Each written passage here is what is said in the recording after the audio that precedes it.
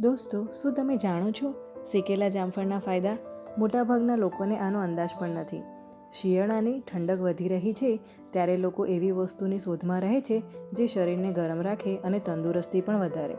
એવા સમયમાં શેકેલું જામફળ માત્ર સ્વાદિષ્ટ નાસ્તો જ નહીં પરંતુ એક કુદરતી હેલ્થ બૂસ્ટર બની જાય છે. હળવો મીઠો સુગંધિત સ્વાદ, કાળું મીઠું અને મસાલાનો તડકો આ બધું મળીને શિયાળાના દિવસોમાં શેકેલા જામફળને ખાસ બનાવે છે. હવે શિયાળાની શરૂઆત થઈ ચૂકી છે અને આ સમયે લોકો પોતાની તંદુરસ્તી પર ખાસ ધ્યાન આપવાનું પસંદ કરે છે. જો તમે એવા હેલ્થ ફૂડની શોધમાં છો તો તમારે વધારે મહેનત નહીં કરવી પડે.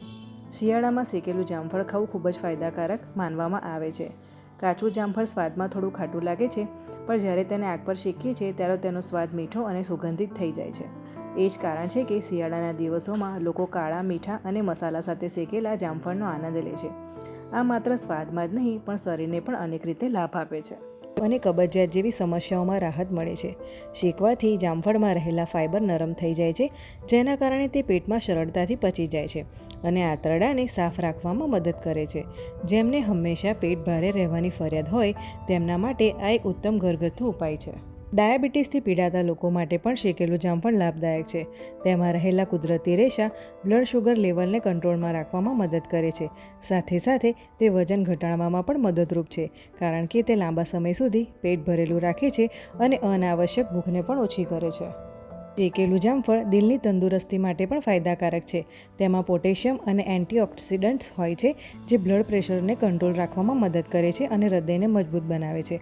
નિયમિત અને મર્યાદિત માત્રામાં તેમનું સેવન કરવાથી હાર્ટ સંબંધિત બીમારીઓનો ખતરો પણ ઓછો થઈ જાય છે.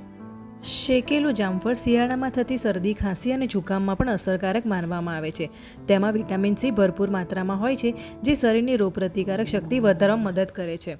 શિયાળામાં તેને ગરમ ગરમ ખાવાથી ગળાની ખરાશમાં આરામ મળે છે અને વારંવાર થતી શરદીથી પણ બચી શકાય છે. તો મિત્રો, આ હતા શેકેલા જામફળના ફાયદા. તો શું તમે પણ શેકેલું જામફળ ખાશો? મને કમેન્ટ કરીને જરૂર બતાવજો. મારો વિડીયો સારો લાગ્યો હોય તો મારા વિડીયોને લાઇક કરજો, શેર કરજો અને મારી ચેનલને જરૂરથી સબસ્ક્રાઈબ કરજો. આવા જ અવનવા વિડીયો જોવા માટે મારી ચેનલ નીલમ ઘરેલું ઉપચારને જરૂરથી સબસ્ક્રાઈબ કરજો. મારા વિડીયોને જોવા માટે આભાર. Thank you.